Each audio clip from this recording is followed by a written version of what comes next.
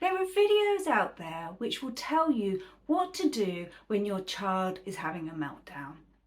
Well, I'm sorry, but they're misleading you. If your child is having a meltdown, there is nothing that you can do except wait until it's over. The reason this misleading information gets put out there is because many people mistake tantrums for a meltdown.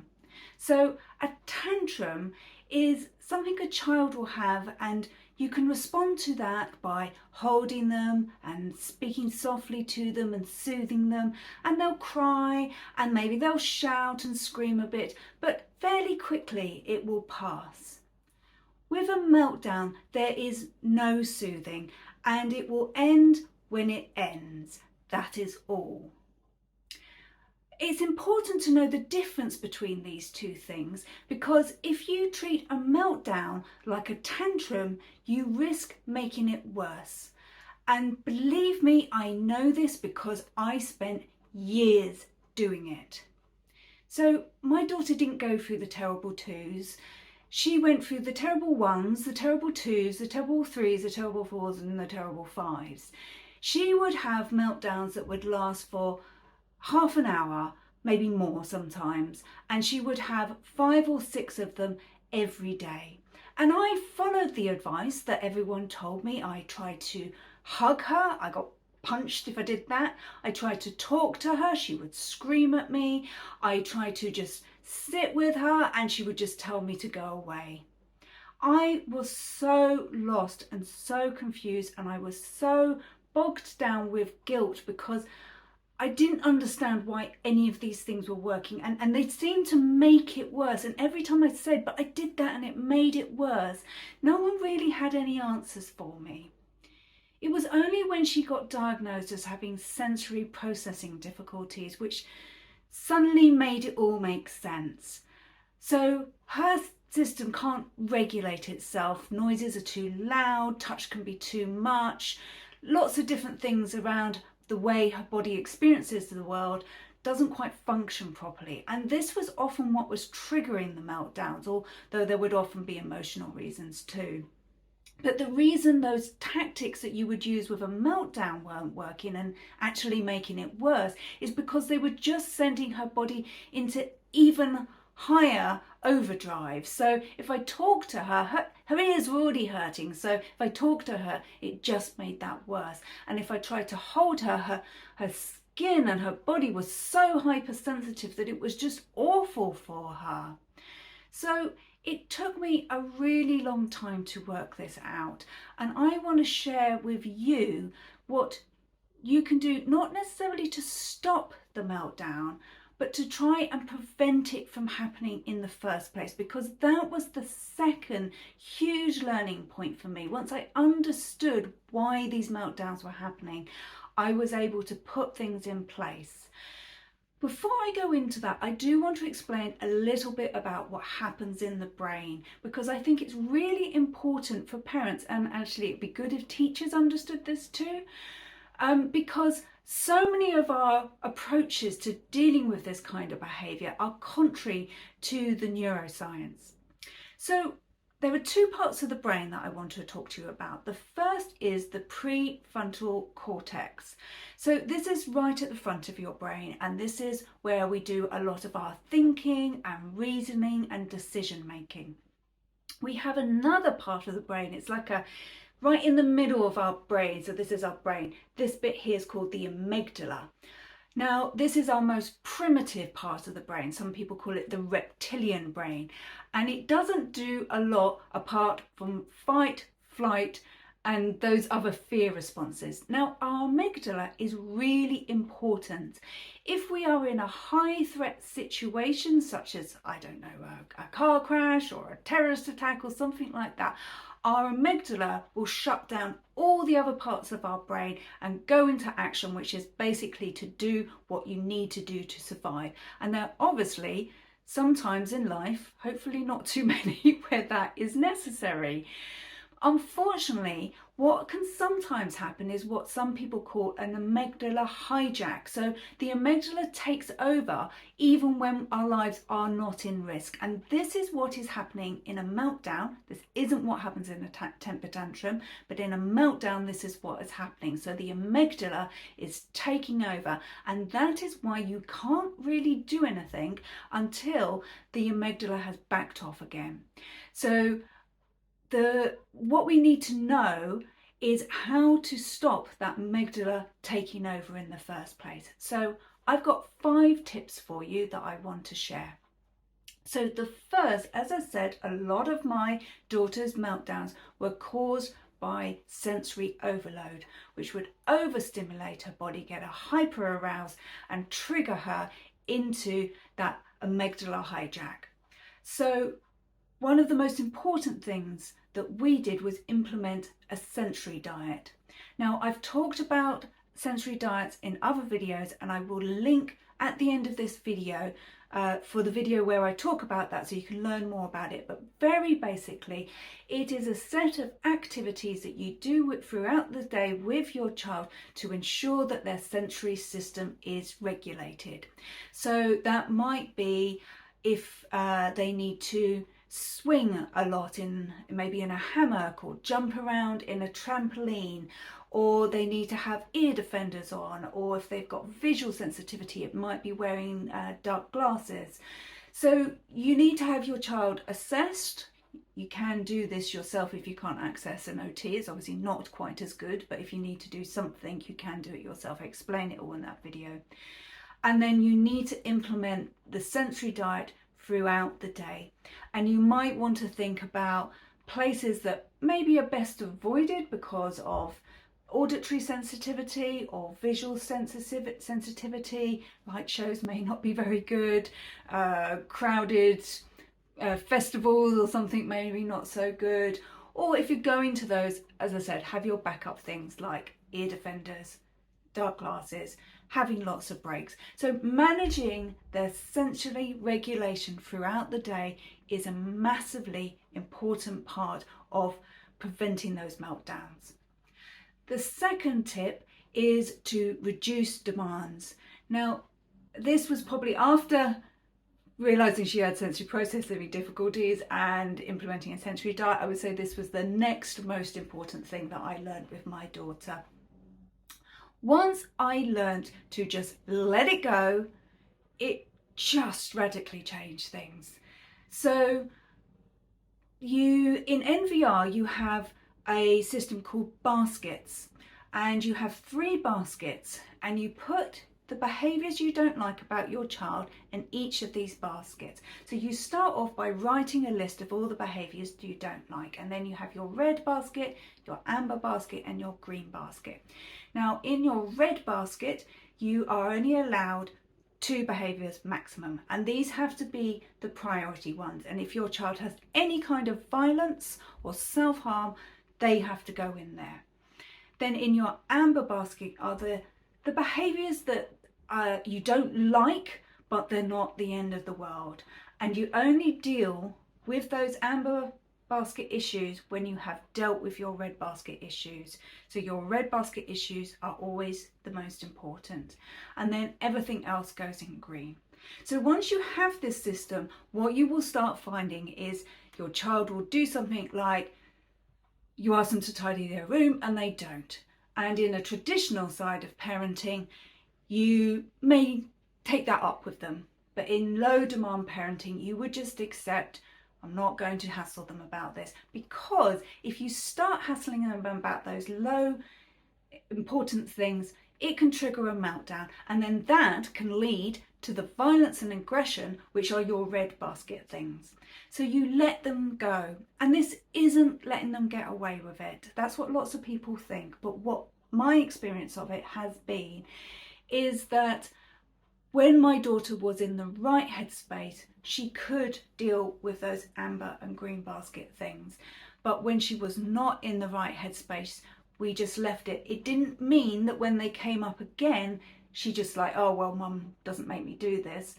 It hasn't been like that at all. When she's able to, she will do that. because quite frankly, no child grows up saying, do you know what I want to be? I want to be a really disrespectful, petulant person who gets on my, who annoy my mum. No child thinks that. They want to do the right thing when they can. So this brings me on to my third tip, which is dump rewards and consequences. So let's start with consequences. Remember what I told you about the different parts of the brain, that when the amygdala takes over and you see that awful behavior, the prefrontal cortex has shut down. And so any attempt to give them a consequence of that behavior is pointless, because the bit of the brain that is processing choices, decision making, it's just not working. So there's no point doing it. You're not going to get anywhere with it. And similarly, I know rewards are used widely in society and particularly in school, but I challenge the success of them. Are you really getting your child to eat more vegetables because you gave them a sticker after eating the vegetable? Or is the child just eating the vegetable to get the sticker? Are you teaching your child about caring for their body and the importance of looking after themselves? Or are you just teaching them, if I do this, I'll get the sticker, and then they forget about it all? The other problem that I find with rewards is it can be immensely shaming for children who are not in an emotional state to be able to do the behaviour that you want of them, and they probably want to do themselves to get the rewards. And then when they can't do the behaviour, they just go to a place of shame. And then everybody loses. Sometimes we have to accept that our children just cannot do the things that we want them to do because of their emotional regulation. So I say get rid of rewards and consequences and replace them with parental presence. And by that I mean spending time with your child doing something they want. And believe me, long term, this will be better for their mental health. Having your time, having your undivided attention will do far more for them than giving them a sticker on a reward chart. So my fourth point is to have a calm bag at tricky times. So this was something I learned about in lockdown. And we used it a lot then when stress levels were very high, and they were just consistently quite high. So we just created a little bag. I got a canvas bag, and actually I managed to find a fairly plain one, and I let her decorate it. And then together we put things in it that would help her during times of stress. And so we're doing this activity and having this conversation when she is calm. And you can say, I know sometimes you get quite overwhelmed and you can get very upset. And what I want you to do is, when you're feeling like you might be heading to that point, say, Mum, I think I need my calm bag. And so together we chose things to put in the calm bag. Now you can work with your child and discuss it with them. Depending on their age, they may have more ideas than when they're younger. They may need your help a little bit more. But to give you some ideas, we put in some bubble wrap so they could pop it. Nowadays kids often have pop-its, so you maybe have some of those already. And other fidget toys, squishies and other things like that that can give them that sensory input. We also had some colouring pencils and some sheets of colouring in to do. You can just print them off the internet, or you might like to buy a little book of colouring in to put in there. We also put in some little cards of yoga stretches or other things that they could do to help regulate their body. My daughter has a pull-up bar in her bedroom, and that she likes swinging on that. That's a really good regulator for her. But it could be things like doing a downward dog in yoga, or maybe sitting and doing some meditating if your child is able to do that. I know that's not easy for a lot of children. You also might like to have a zones of regulation card so they can point to where they're feeling. So this would be like blue through to red. You could just have a little picture of a rainbow and say, which colour is your feeling? Or you could ask them to write down their feelings. If they have the literacy skills, they could write down their feelings on a bit of paper. Sometimes with my daughter, we write down our fears and our resentments, and then we tear them all up and we throw them away, and it's just about getting it out of the system. So that is a resource that you can use prior to try and prevent the meltdown happening. And finally, my fifth point is tapping. Now, I also have other videos on tapping, and I will also link to that at the end of these, which will explain fully what it is and how it works. But very briefly, if you haven't heard of it before, tapping combines the ancient Chinese tradition of acupuncture with Western psychotherapy. So we tap on certain points of our body. They're called acupressure points, and they're basically where you would put the needles if you were having acupuncture. And what studies have shown is when we stimulate these points, it sends a message to the brain, which actually, we talked about the amygdala before, our fear response center of the brain. When you tap on these points, MRI scans have actually shown that it switches off the amygdala. So this isn't going to work in the middle of the meltdown, because you're not going to be able to get your kid to just sit still and let you do the tapping or do the tapping itself. But when they feel themselves building up, you could suggest they do some tapping, and this will send a message to the brain to switch off the amygdala again. And while we tap, we recite statements of affirmations, kind of things that you would do in Western psychotherapy. So I have some free tapping resources that I will link to in the description box below this video. So if you want to give tapping a try, there's a guided tapping meditation that I can give you for free. And as I said, a link will be in the description box at the bottom of this video. Now, I don't want to completely abandon you, so I want to give a little bit of advice on what to do when your child is having a meltdown. As I said, there is very little. I've mentioned before, you need to make sure that they are safe, that they're not going to hurt themselves. My daughter would have a habit of flinging herself into the middle of the road, for example, and that might be a situation where you would actually pick them up and move them somewhere safe. You also need to make sure that you're not going to get hurt and nobody around you is going to get hurt. So just creating that safe space. And after you have created that, I would suggest not touching them, not trying to restrain them, not trying to prevent them from doing anything unless it is unsafe. So safety is the key thing. The next thing I would advise is just shut up. I say this because I took so long to work this one out.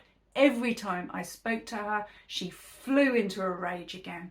And I understand now, because it was triggering her sensory system again. It was triggering her auditory sensitivity. So just the less you can speak, the better. Obviously, if they say something to you and ask you a question, you should reply, but you might want to just really lower your voice, keep it very soft and gentle, and use as few words as possible. That was always my approach. Try and say as little as possible. The final tip is stay close to them. I mean, for safety reasons, you need to be close, but they need to feel your presence. Now, you will have to judge with your child how close you can be. Some children might let you be quite close, and you might be someone whose child will let you touch them, but just be careful with touching, because it can overstimulate the sensory system again.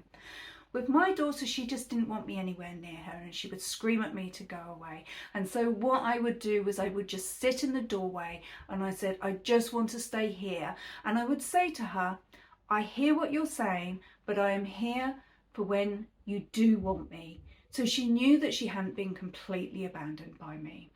And then you do, I'm afraid, just have to wait it out. But if you employ those 5 tips that I've mentioned before, then you should find that the number of meltdowns happening will reduce. And they're not going to go away overnight, but what I would say is monitor how many a day are they having and how long are they lasting. So I noticed first that the length of my daughter's meltdowns reduced before the quantity of them reduced. And then I noticed the quantity of them reducing. And nowadays we might have one meltdown every few months. It happens so rarely now. So give these tactics a go. And before I end this video, I want to say one more very important thing. If you are going through this, if you are managing multiple meltdowns a day, you need to look after yourself. Now, one way that you can do that, I've mentioned tapping before, it's very useful for your child, but it's really important for you as well. And I would suggest, if you can, get up 10 minutes before your child every morning. I know that's not possible for everyone, but if you can, get up 10 minutes before your child every morning and do some tapping to regulate your system. If you can't do it in the morning, maybe do it 10 minutes before you go out on the school run, so that any stress that they're bringing out of school onto you, you can deal with calmly, because stress is contagious. If you are stressed, you will pass that stress on to your child if you're not processing it. And I don't say that to blame you or blame parents in any way. It's just a biological fact. And so manage your stress before you interact with your child. I hope that's provided some useful tips for what can be an extremely challenging behaviour. And I wish you all the strength and love to carry on and do the great job that I know you're already doing. There are two other videos I'd like to recommend to you if you're dealing with meltdowns. The first is about a sensory diet, and the other is about tapping. I mentioned them both in that last video, and if you want to watch them, you can do so here.